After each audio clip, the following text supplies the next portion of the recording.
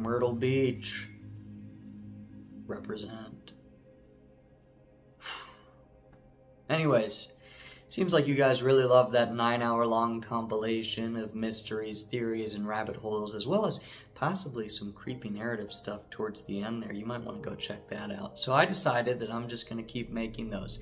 I love to make them. You guys apparently love to watch them, so they'll be hitting the channel along with the acting stuff, the movies, etc., etc. Today we have just a couple of bizarre and abstract theories that I think you all will enjoy, as well as a little dessert at the end, so make sure to stick around for that.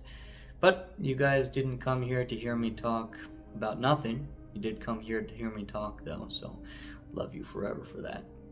Let's just dive into it! Our first topic is also appropriately our most well-known topic.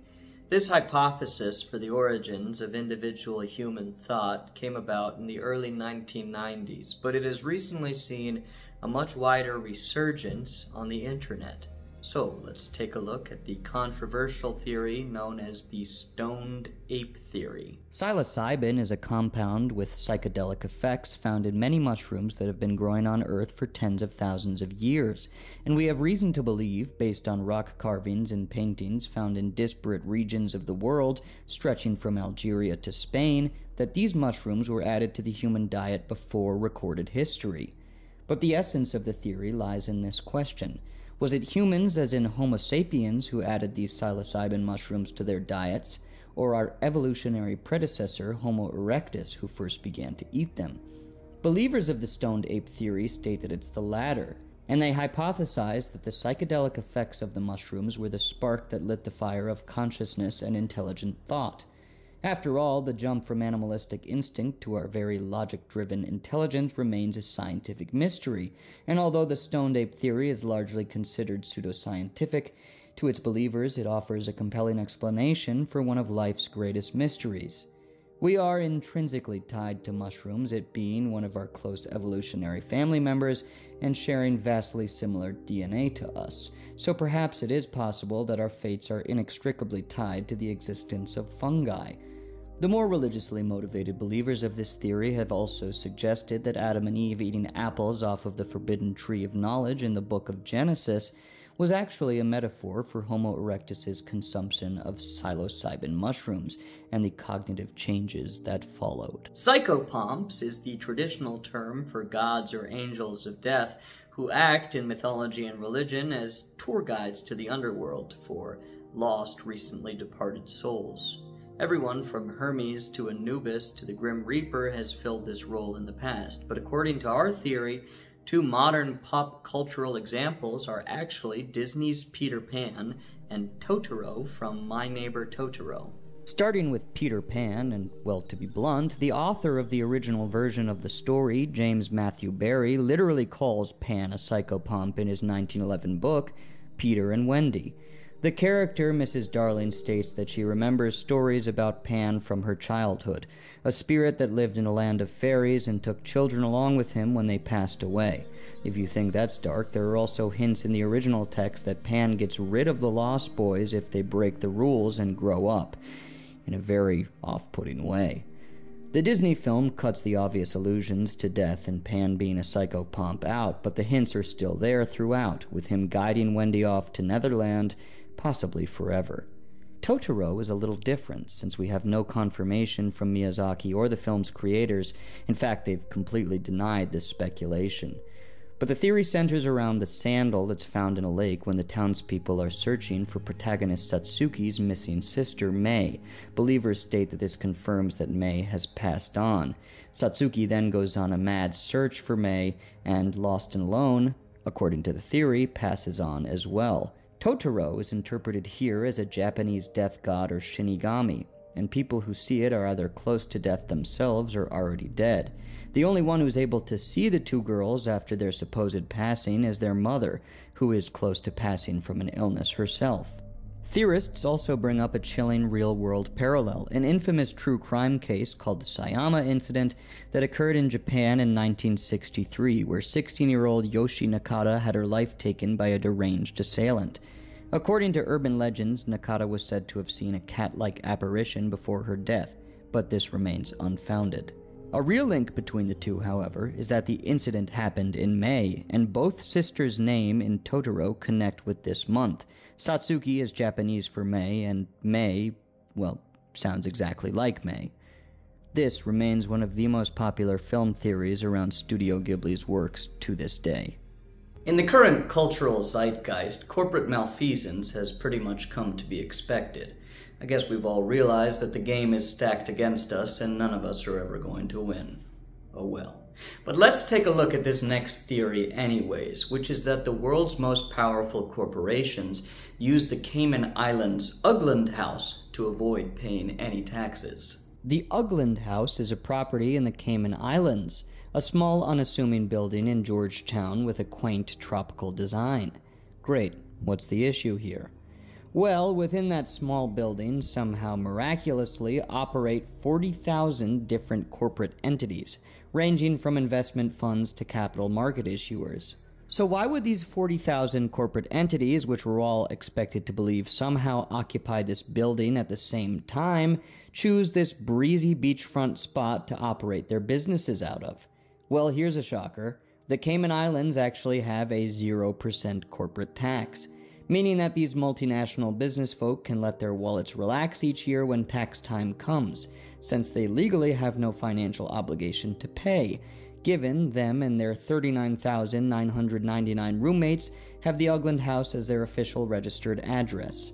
President Barack Obama actually launched a storied-long investigation into the financial activity going on at the Ugland House, and his Treasury Department, along with Congress's Government Accountability Office, eventually came to the conclusion that no wrongdoing was involved, despite Obama himself calling the House the biggest tax scam in the world, a sentiment Vermont Senator Bernie Sanders later echoed in a tweet. If you're wondering what smells fishy here, it's the fact that Obama's appointee as Treasury Secretary, Jack Lew, was actually heavily invested in funds held by the Ugland House because, well, some saying or other about a revolving door that I can't remember. Anyways, needless to say, believers in this theory think that the Ugland House is a bona fide corporate tax scheme, and still functions as one to this day. The double slit experiment is surprisingly not the name that you found plastered across one of the bootleg DVDs that you rented from your local adult film store last weekend. You very naughty boy. It's actually one of the most groundbreaking and influential experiments in the history of particle physics. And one baffling theory, the theory that we'll be covering next, that has been raised by this experiment concerning the behavior of certain photon particles that were experimented on, is this.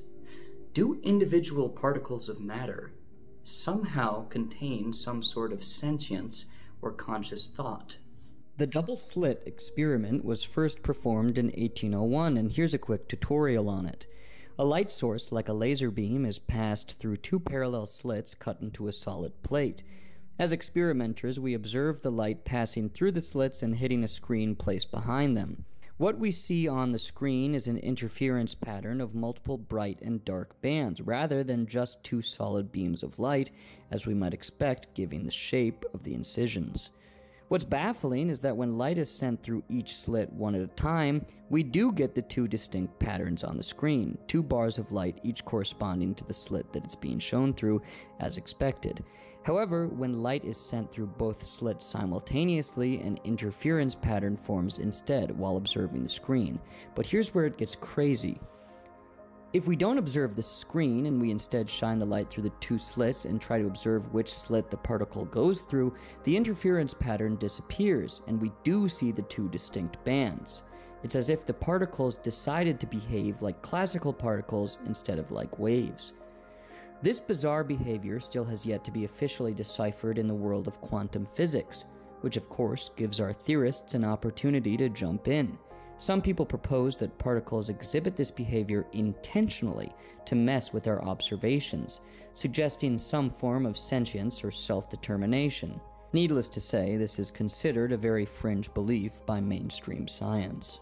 Pink Floyd is a rock band that absolutely dominated the 1970s in the United States of America, as well as worldwide, being well known for their psychedelic soundscape that's been described as very unique. How unique? Well, our theory suggests that Pink Floyd is so uniquely talented that they were able to perfectly architect their Dark Side of the Moon album to match up beat for beat with the 1939 film The Wizard of Oz. This rumor first came out of Indiana from a journalist named Charlie Savage. By his own admission, however, he isn't the one who came up with the idea to listen to Dark Side of the Moon while watching Wizard of Oz, but rather discovered it in a post on an old internet forum called Usenet. The original poster doesn't claim responsibility either, stating that they had heard the idea from someone in Los Angeles, so the origin of the legend is impossible to trace. However, there are a number of overlaps between the film and album when starting both of them at the same time. The most famous one is Pink Floyd's The Great Gig in the Sky, synchronizing exactly with The Wizard of Oz's tornado scene, and others include the lyric "No one told you when to run," matching up with the scene of Dorothy running away from home. The most shocking moment comes at the end. As the album closes out, you can hear heartbeats in the final song Eclipse, just as Dorothy puts her ear to the Tin Can Man's chest to listen to his new heart. Despite these miraculous similarities when the two are played side by side, both Pink Floyd and the album's sound engineer have denied that this was intentional. For the longest time, Richard III has been considered to be a tyrant and remembered as one of the all-around big bad villains in British royal succession. However, he's recently become a much more controversial and nuanced figure, all due to our next theory that scholars have started to put forward, that Richard III has been subject to one of the most contentious and longest-running smear campaigns in history. The core of this theory lies in the nature of the historical War of the Roses in England. This series of wars saw a conflict between the House of Lancaster and the House of York for the throne. And yes, this period of history is basically Game of Thrones' main inspiration. I mean, Lannister, Lancaster, how on the nose can you get? The end of the war saw Richard III, a York, suspiciously rise to the throne of England after the death of the true successors, his nephews, Prince Edward V and Richard of Shrewsbury. After a short-lived and chaotic reign, Richard III was defeated and deposed by Henry Tudor, a descendant of the Lancasters, starting a long succession of Tudor royalty. Now fast forward 100 years or so and you have the cultural dominance of William Shakespeare in England. But the thing is, Shakespeare was writing at a time when Queen Elizabeth held the throne, a Tudor monarch. Coincidentally, also the last Tudor monarch. But anyways, during her reign, Tudor propaganda was the expectation.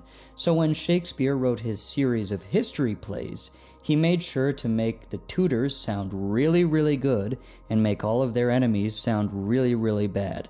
After all, he did have a metaphorical and possibly literal axe hanging over his head if he didn't toe the Tudor line. And as a result, we get some warped perspectives in his plays, such as Henry V being an unimpeachable heroic badass, and Richard III being the worst person who has ever walked the earth. Richard was a York, after all. Shakespeare's plays accuse Richard III of committing all sorts of devious acts, like poisoning his wife Anne so he could marry Elizabeth of York and get closer to the throne. But here's the thing. Historical record confirms that Anne actually died of tuberculosis, no poisoning involved. And the most heinous thing Richard was accused of, assassinating his own nephews to take the throne, has no historical evidence. The disappearance of the princes has no known explanation, though, so it's not uncommon for legitimate historians to pin the act to Richard. The effects of Shakespeare's Tudor-influenced plays detailing Richard's life are undeniable. Because the man was so masterful at crafting villains like Iago and Edmund, Richard's reputation has been damaged to the point that even scholars believe he was an irredeemable monster.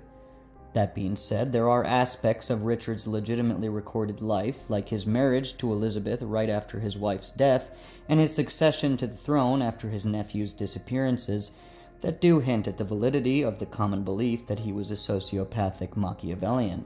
But believers of this theory argue that he's been victim to the most massive libel case in history. After all, despite his short rule being a political dumpster fire, it appears that he actually managed to benefit the average English citizen economically. And finally, we'll be visiting Nintendo's Pikmin series and discussing this. Is everybody's favorite troublemaking sidekick Louie actually an incarnation of the demon prince Beelzebub from Judeo-Christian theology. Bit of a hard sell, but let's take a look. We've been given an abundance of evidence from the 4 existing Pikmin games that Louis possesses some kind of supernatural attributes. I'd argue that the biggest hint comes in Pikmin 3. The plot of the game follows a space crew landing on the Pikmin planet PNF-404 to rescue the main character of the series, Olimar, from a bizarre entity known as the Plasm Wraith, who is holding him hostage.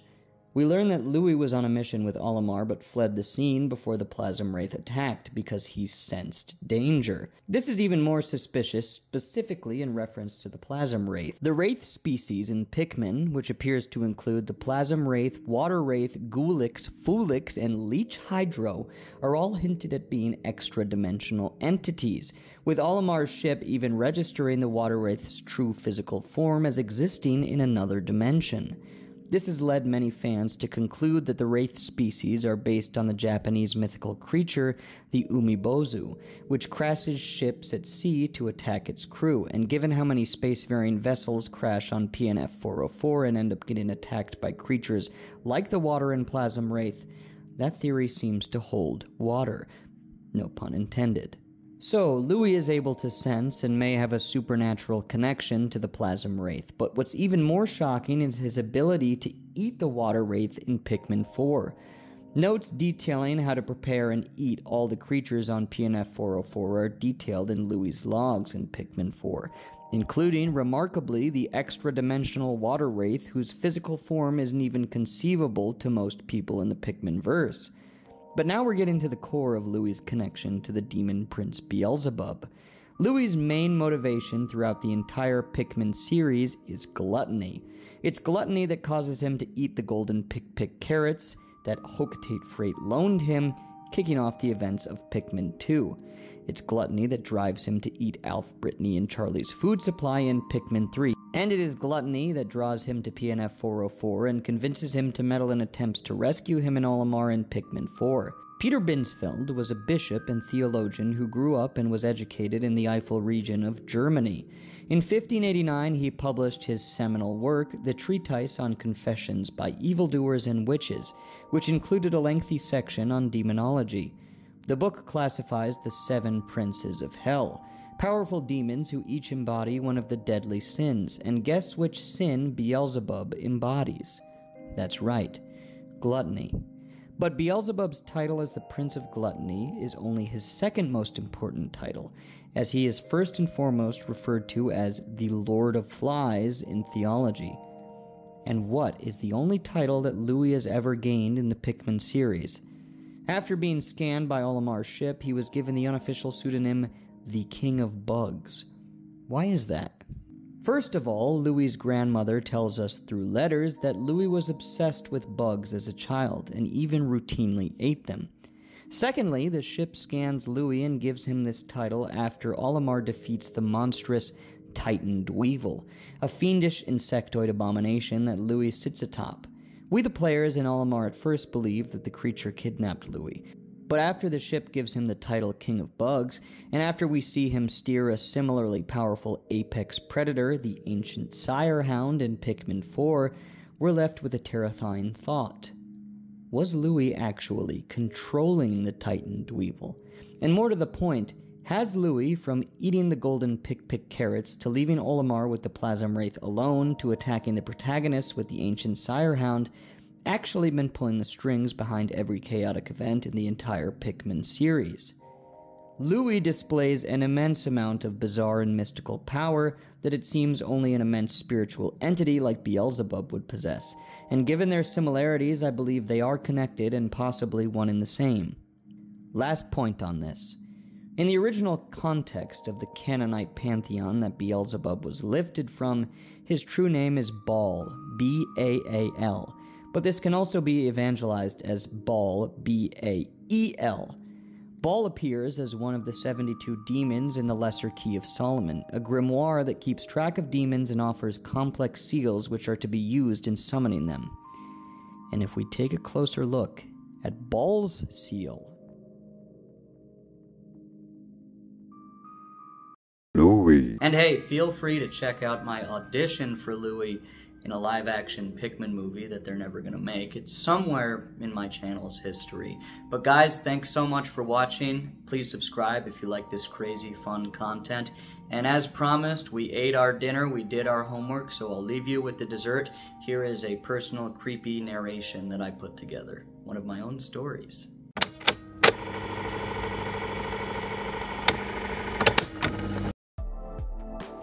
For those of you who have never heard of it, the Devil's Tramping Ground, or Devil's Circle, is one of the most famous haunted locations in the United States. It's located in North Carolina on the forested outskirts of Siler City in Bear Creek County. Off the road and into the woods here, there's a perfect 40 by 40 foot dirt circle on the ground where nothing grows, despite the fact that it's surrounded by grass and trees in every direction. It's also been surrounded by local legends since the early 1700s, the most famous of which states that the devil himself stomps around the circle past midnight during the witching hours, which creates the odd tramping sound that gives the place its name. People who've stayed overnight have claimed that they've had items that they've camped with thrown outside of the circle, and some have even allegedly fallen asleep inside the circle and woken up at morning to find themselves placed outside of its diameter by some unknown force. Scientists have been taking soil sample from the dirt for decades, but they still haven't been able to come up with an explanation as to why it's completely barren, despite the otherwise surrounding fertile ground. And one of the oldest known theories, in a tired but true-to-life horror trope, states that the circle is actually the legendary burial ground of the Native American chief that was referred to in the missing Roanoke settlers' final message, Croatoan. So it's got a lot of history. Anyways, here's my own personal experience. My sister and I were staying in North Carolina with our extended family. When I first arrived, I had bought a book of North Carolina's ghost stories from a local pharmacy and was surprised to see the Devil's Tramping Ground listed within its pages.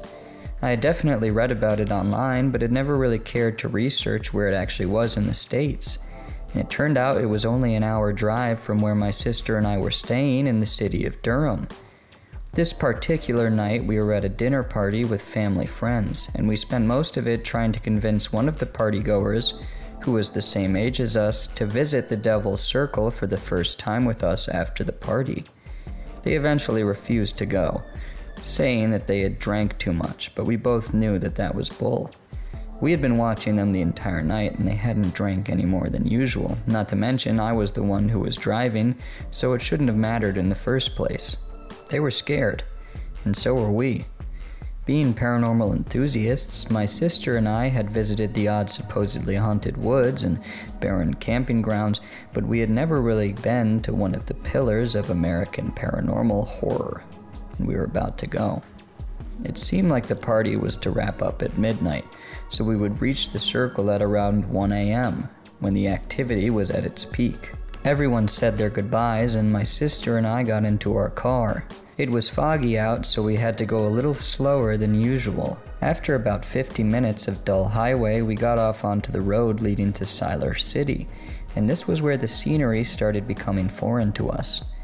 My sister and I had grown up and stayed in New York City for most of our lives, so the sight of the North Carolinian country, long starlit pastures dotted with solemn farm equipment, and the odd silo or windmill, was really like another planet to us. Not to mention, Siler City has to be the smallest city I've ever seen. It really looked more like a gas station and a couple of surrounding buildings, but to the top right was the titular Devil's Tramping Ground Road. Yes, that's really what it's called. It's a long road that goes past more farmland, with the circle itself being to the left 2 miles in. When we finally found it, which took a couple of drives back and forth because the gate is hidden deep within the trees on the side of the road. Side note, but we actually had to resort to my sister shining a large flashlight we brought out her window until we found it.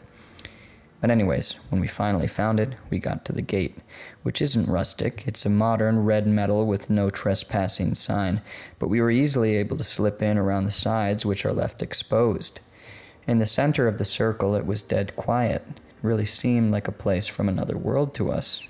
I had read stories about people finding odd objects and rituals being performed there, but we were alone that night, surrounded only by the borders of the dead circle and the trees beyond it shifting slowly in the wind, and the most magnificent stars I've ever seen in my entire life. I started to hear dogs barking in the distance, far out into the depths of the forest that bordered the circle. My sister and I were frozen in place looking at the stars, so I didn't pay much attention to it. Plus, I really needed to pee, so I drifted off into the distance, further into the forest. I heard the dogs again. Closer now because I was closer to the forest. Or maybe they were coming in our direction? I couldn't really tell. I finished peeing and walked back to my sister. Again, the dogs were barking. They were definitely moving towards us. I was a little worried because there was a lot of private property in the area, and it might be one of the landowners coming over to chew us out. But they still sounded like they were deep within the forest. So I just went back to looking at the stars. We definitely had at least 20 minutes before they ended up reaching us.